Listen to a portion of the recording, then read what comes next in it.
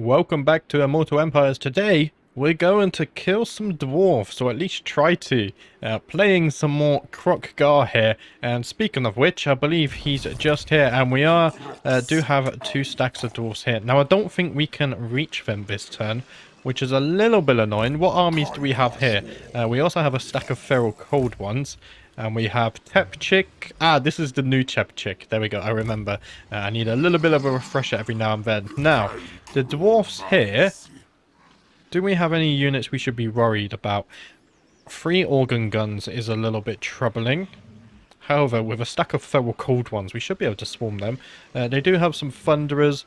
And these iron drakes with troll hammer torpedoes. Very scary. What about this armor? Again, even more organ guns. They have the torpedoes. So it could be a bit of a challenging fight. However, let's see. Can we go ahead and reach you this turn? I think first we should position our units, right? Let's see. If we go ahead and position the feral cold ones here, I think that should be good. Can we recruit any blessed spawnings? We cannot. Okay. So we're still going to move you in as well. I think every unit here will be useful. Let's see, which army should we attack first? I think maybe we should go for this army because it is already damaged. So let's see if we can reach them this turn. They might run away though. Okay, we do manage to engage them. We don't have any reinforcements. Why is that? Retreat from the battle. After reviewing the enemy details, you may decide that the battle will not end in your favor. Should you be attacked again following the retreat, you will not be able to retreat a second time. Okay, so we're not winded or anything. Can Kroq-Gar take on this army by himself? Let's see. Let's take a look at the map. Oh, it's a very open map, isn't it? I was thinking maybe there's some cover we could use, but it doesn't look like that's going to be the case. So the organ guns are going to have free reign on our dinos here. We're definitely going to have to charge into them. Same with the troll hammer torpedoes here. And we only have 1 minute 24 before the reinforcements come in.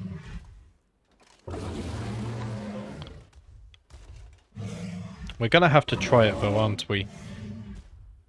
Let's give it... Oh, it's a big risk though. I might actually just wait here. I want them to attack us. They must have a trait or something which doesn't let us get reinforcements. I wonder what that is. Like, these guys also can't attack, right? I mean, we're going to retreat with them anyway. Okay, these guys get reinforcements. Were we just not close enough? We get reinforcements in 1 minute.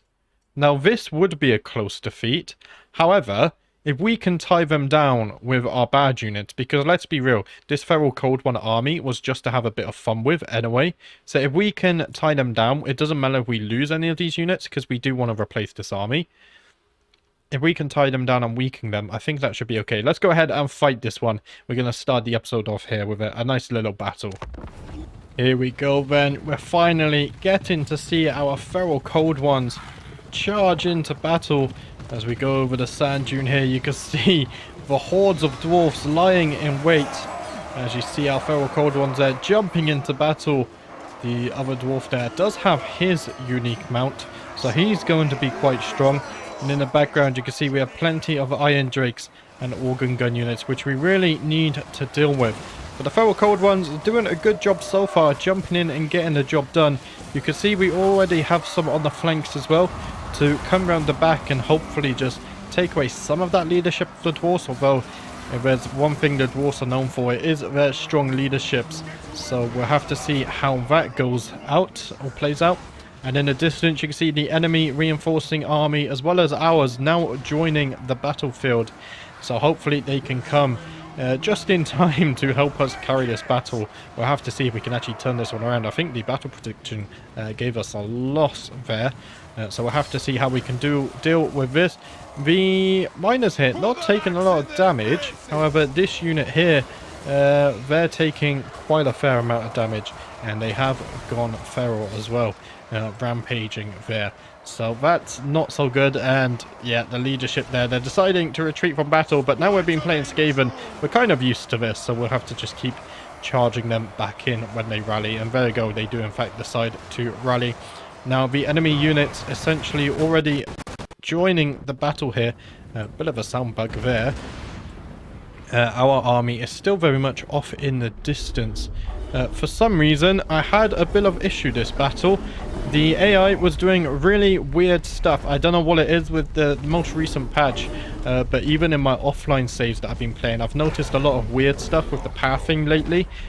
So not sure what's going on there, but they will get into battle eventually. But let's go back over here.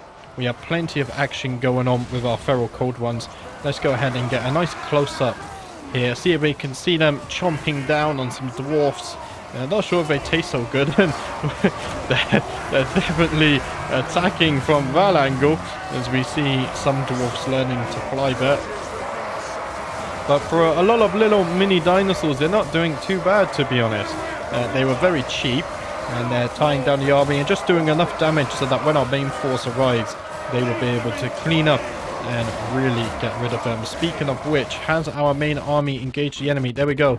We have decided to go and engage the enemy on this flank, taking on their main army as our feral cold ones deal with the other army. And you can see our Shredder of Lustria there taking a lot of blasting charges to the face. Even more, plenty of explosions going off, and he is in fact on fire now. I haven't seen that before. And there you can see our solar engine also going off from our skink priest. So plenty and plenty of action going on this side. It's much more interesting over here, seeing all our Carnosaurs, our Stegodons, Lord Kroq. There comes Kroq-Gar and his Carnosaur. You can see all of his Scar veterans as well, and their Carnosaurs. Plenty and plenty of stuff going on here as we see all the dinos charge through the dwarfs and jump on them. And then we have this one unit of Saurus warriors here, just for good measure. In the distance, you can see some of our units there going after the organ guns. The organ guns really do a lot of damage to us, so if we can focus them and get rid of them, that would be perfect. And you can see the Carnosaurs taking that seriously and getting that job done. We do have some feral cold ones over here as well. I did summon these ones, I believe, because we do have a summon unit we can summon. So I did summon them to try and take out the organ guns. Looks like they killed all the dwarfs running the organ guns, but the organ guns are still alive. And then we have this Carnosaur, or our Scar veteran, sorry, going to take over, destroying these guys. But if we go back over here, this is where all the action is happening. Even Lord Kroq is getting involved. Let's see if we can get a little bit of a close-up here. It's a bit hard to get close-ups of dinosaurs just because they jump around so much. You can see some hammerers there. Hammerers can actually be unbreakable, which is a little bit annoying, because it means at the end of the battle you have to kill every single last one of them.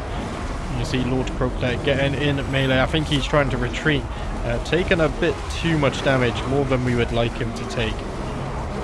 And in the distance you can actually see a little ranged battle happening.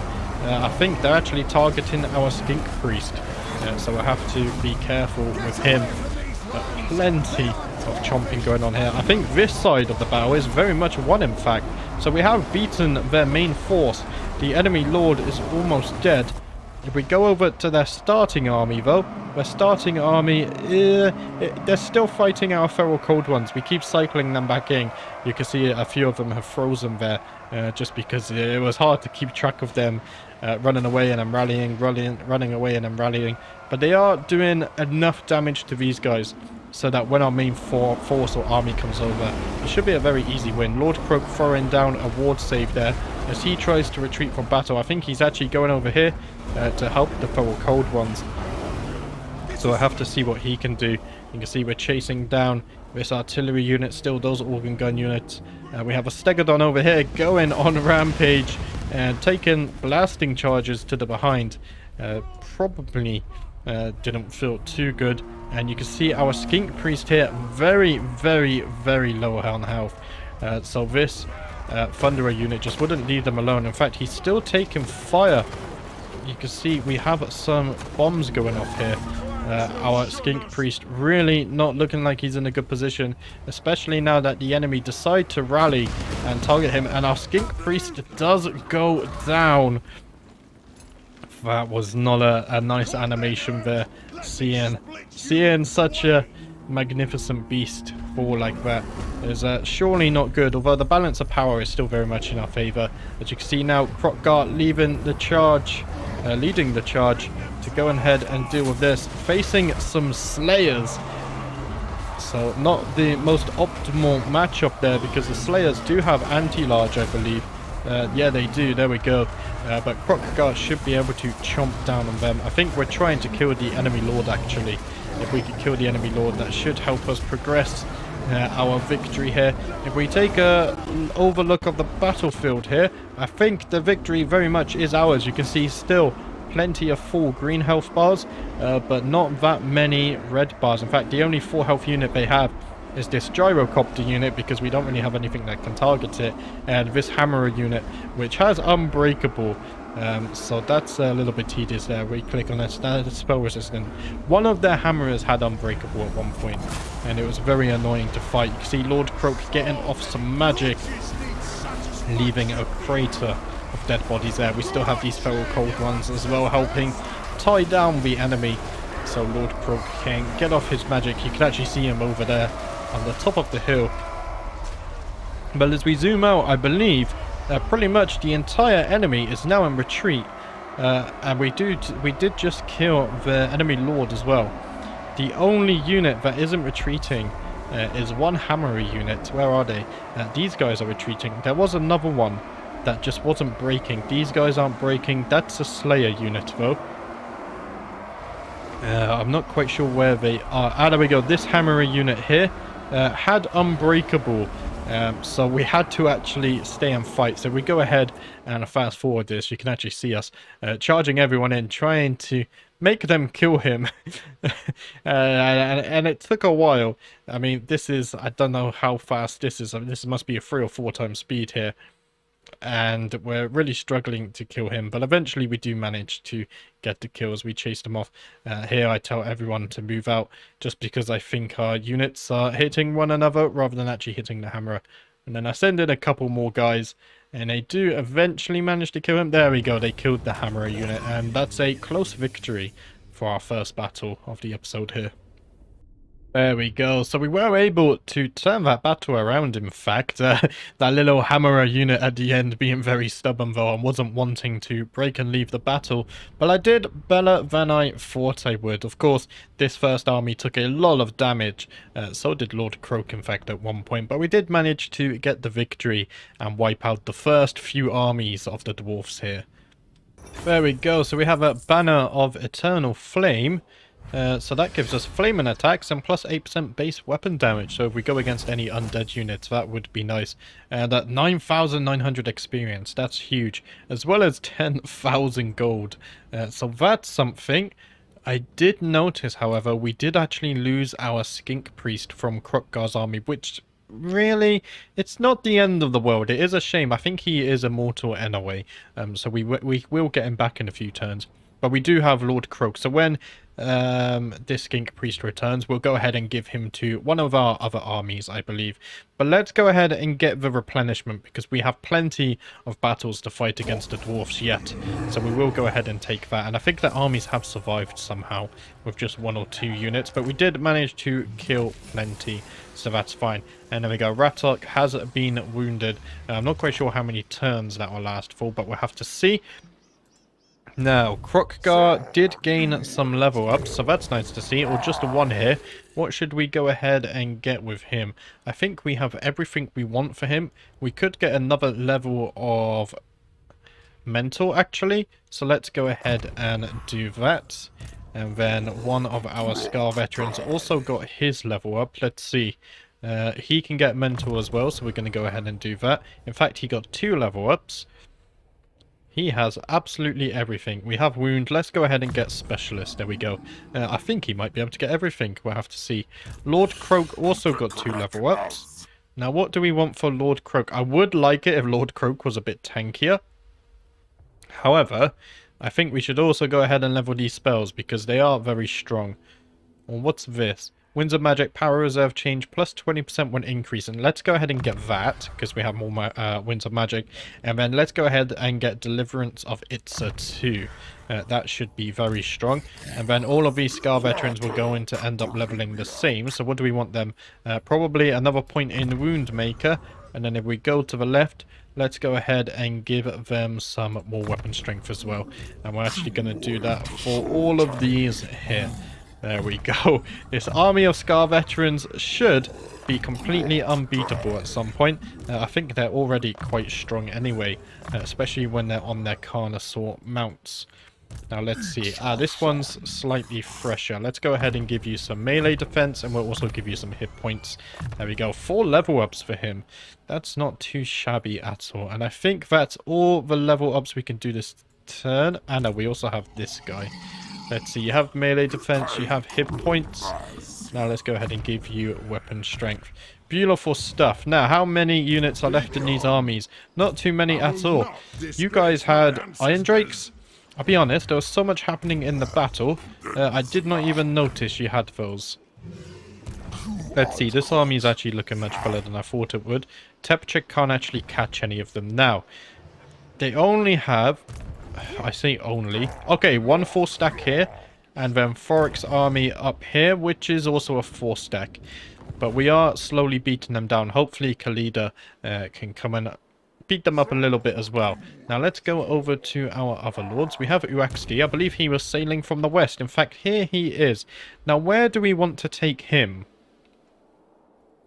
We could use his help over here. However, why is the FPS gone so suddenly? There we go. It must have just been that part of the map.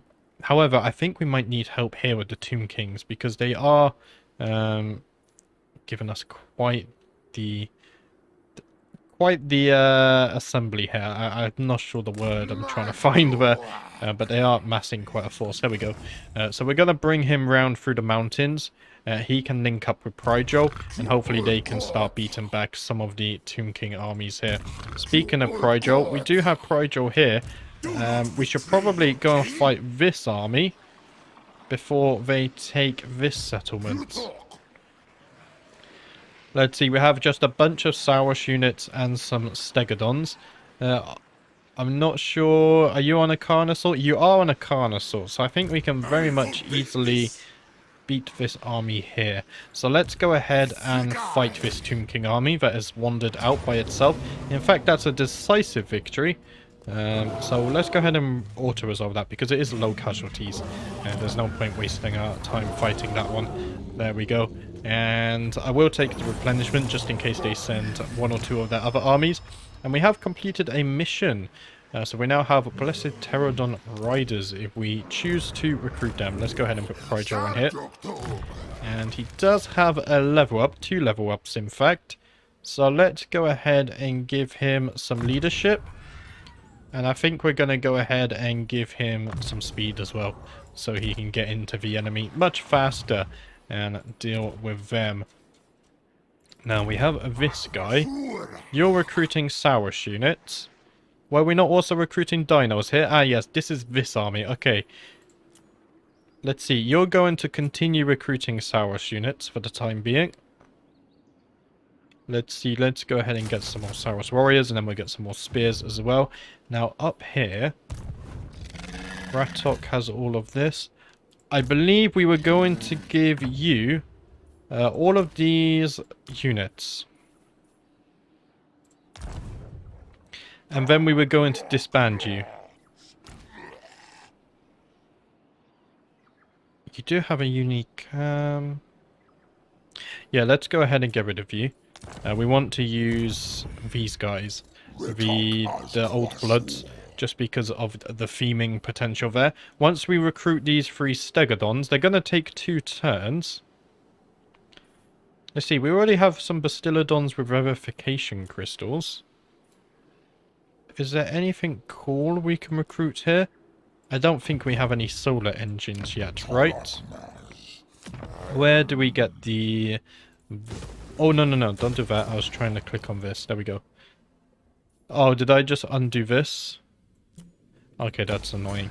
Right, let's go ahead and do this. So here we get Ancient Stegodon with Engine of the Gods. That's what I wanted. And then up here we can get Ancient Stegodons. What's the difference between Ancient Stegodon and Ancient Stegodon Engine of the Gods? I would have thought the Engine of the Gods would be higher up. But in 2 turns we can get some of those. So that's all good there. So that can go into the next army, I guess. But this Dino army here will be plenty strong enough to come and fight the dwarves in case we do need some backup. Now, let's go ahead and upgrade some settlements. Everything's good here. We can go ahead and upgrade this. Let's go ahead and make this a tier 5 settlement. That should be fine. We do have the spare gold. And there's an enemy hero down there. This can also become tier 5, another 16k. We have 7k left. What should we make here? We already have resources. We have defense. We could go with some money. Yeah, let's go with some money. There we go. We're earning plenty of gold per turn, but more money definitely can't hurt. Let's go ahead and upgrade all of this. We can get more growth. Same with this. Let's go ahead and upgrade this to tier 3. Can we build some defense here? We can't, so we'll wait for some gold there. Same here. In fact, instead of upgrading the growth like this, can we go ahead and build some defense? There we go. And then we'll try and build defense here. Just so it's safe. That makes me feel happier. Now let's go ahead and check our diplomacy. I don't believe there's anything going on here. Yeah. Gorok is getting closer to Confederation. That's nice to see. But let's go ahead to turn 118. Okay, so that's going to be a valiant defeat. The dwarves here attacking us. We will have to go and fight this one manually. 100%, and I think we can turn it around. Reinforcements come in 58 seconds. Let's go ahead and give someone flaming attacks. In fact, we can't give it to the second army. And this guy's looking very weak, so let's go ahead and give this to a unit who has good health. At least maybe they can get off some flaming attacks. And we will go ahead and get our second manual battle in for the episode. Here we go then with the second battle of the episode, and it very much feels like a copy of the first battle. Similar terrain here and similar armies. In fact, we are using the 2 same armies. However, this time our first lord does die, so we'll have to see whether our leadership of our feral cold ones here lasts long enough. We do have reinforcements in 5 seconds, so I think we will be fine. But as you can see, we're just sending in our feral cold ones here to tie down the enemy, maybe get some good kills, just try and distract the artillery so our main forces come in. We're about to see a summon of feral cold ones here, so let's go ahead and look at them. I don't think we've seen a summon animation for those yet. Sending the dwarves absolutely flying. I definitely wouldn't like to be in a battle and then just see dinosaurs appear out of nowhere next to me. But if we look over to our left, you can see our main army is coming in. This time, luckily, the pathing seems to be okay. And there we go. We do, in fact, tell them all to attack. So we see all of these guys coming in. We don't have our skink priest anymore. So that's a little sad there. This gyrocopter is going to be a bit annoying as well to focus. We really need to get some rage units. And then if we go all the way up here, this is the enemy army. It looks a lot more formidable this time just because they are on 4 health. And they have plenty of units which they can attack us with. So we'll have to see who arrives on the battle first. I believe we're definitely going to arrive at this battle first. You can see our Scar veterans leading the way in a nice little formation on their Carnosaurs. So these guys charging in.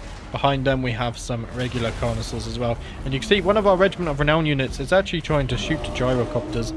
But it took a while and the accuracy wasn't too great. If we go in here, you can see Kroq-Gar is already engaged. There's Kroq-Gar. There we go. Engaged the enemy lord. I saw him for a second and then lost him. There's so many people on Carnosaur bounds. You can see the Shredder of Lustry as well charging in. A beautiful Regiment of Renown unit. So the enemy lord trying to run away. Kroq-Gar not going to allow that though. As we see him 1v1 the dwarf. The dwarf not even having a mount there, and we have some feral cold ones helping out just for good measure as well to slow him down, although I don't think anything is going to outrun this dino anytime soon. Over here, absolute carnage is happening. Lord Kroq there throwing down a ward save just for good measure, so we don't take too much damage before we go ahead and fight this main army. In fact, we did go ahead and send over some Feral Cold Ones just to try and slow their advance. And we do actually summon a Feral Cold One unit as well. But they basically instantly die. They were never going to last too long. And you can see the organ gun units, in fact this is a cannon unit, sorry, is already in range firing upon our dinos. So we're going to have to send someone over here to deal with this army. In fact, you do see some more Feral Cold Ones making their way. And now you can actually see the attention has shifted. Our Scar Veterans also charging in, as well as our Stegodon's Kroq-Gar as well. And I think this is the point where we actually decide to send in our entire army. As you can see over here, the Thunderous one here really isn't doing too well against this gyrocopter. The accuracy just isn't there, and they are missing a lot. I mean, they landed a hit them, but they weren't missing a lot and not doing too much damage. But over here, it's a very different story. Plenty of damage happening over here. Our Scar Veterans already charging in on their Carnosaurs. I really do love watching the Lizardmen play in post-battle replays here. And the Shredder of Lustria coming in just for good measure as well. Hopefully we can see some cool animations from him. There we go. As he starts to do his thing as well. The dwarf's getting off some abilities there. But that's all looking good. We're waiting for Lord Kroq. Kroq is a bit of a slow mover, so we don't have any of his magic. However, this would be a beautiful clump of enemies to get some of that magic off. Kroq-Gar doing his thing over here. He's deciding to focus this cannon unit. However, in the background you can see we also have some organ guns. So this is where we decide to shift the focus. And our Scar Veterans there going to try and kill those organ guns so our dinos stop taking damage. Of course, because the dinos are so big, they are a bit of a magnet for ranged units. And now Kroq-Gar being cooked alive by these Iron Drake units. That really doesn't look too healthy. Kroq-Gar down to half health now. We'll see if he decides to try and focus them a little bit. He is getting a little bit closer to them. But right now he's tanking an Iron Drake unit and a cannon unit, so taking away a lot of fire from our main army. And those Iron Drakes really are trying to cook him alive there. Looks like Lord Kroq is actually about to get some magic off though. Luckily we did notice these Iron Drakes. We did decide to get some magic off on them just because Kroq-Gar wasn't doing as he was told. And I think we do actually get quite a few kills on that Iron Drake unit there, but a lot of them also get back up. Which is a bit annoying to see. Over here, Lord Kroq engaged in melee. Probably not the best idea. If he could get some magic off on this clump of enemies, that would be very beneficial. A lot of kills here just waiting to happen. If we go ahead and look at the overview, I think we're definitely winning this if you look at the balance of power. If you look at the health bars as well, a lot of damaged enemy health bars here. Their Lord is still at 75% HP, and we're about to get off some Kroq magic, and there we go, absolute carnage.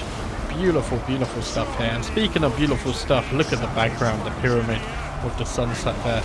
You love to see it. We're trying to kill this Iron Drake unit. Oh no, it's a Thundering unit this time. We decide to go ahead and cast some magic on them. There we go, beautiful stuff. Sends them absolutely flying. They still do have quite a lot of models, but they've taken a bit of damage now at least, so that should be fine. Even more Kroq magic going off. He decides to throw down another ward save.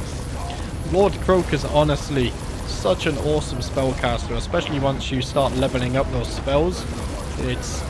His spells are very expensive, but the utility that they bring, that ward save buff is insane.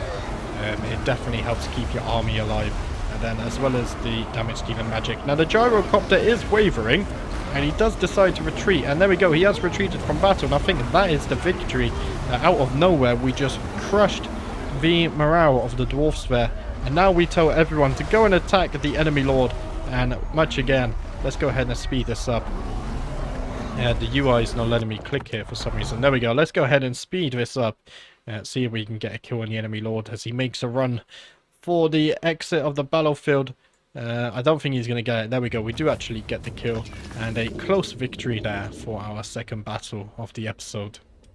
There we have it. Another close battle there. But we were able to turn it around and get the victory. Was looking a little bit shaky. These battles are very messy. But what can you do on an open field like that? Especially when you have dinos. I think just charging in is likely the best idea. But let's get straight back to the campaign map now. There we have it. So a close victory.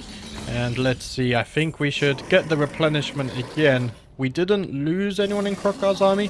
The Shredder of Lustria there looks to have just about survived. So let's go ahead and get some replenishment.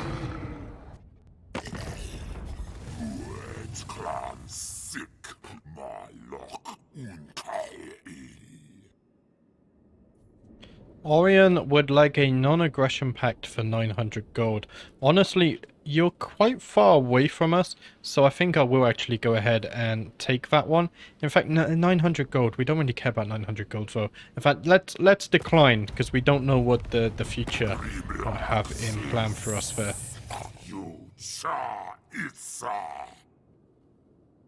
Striker wanting a trade agreement. We will go ahead and take that one, though. I'm not sure Orion would be too happy with that.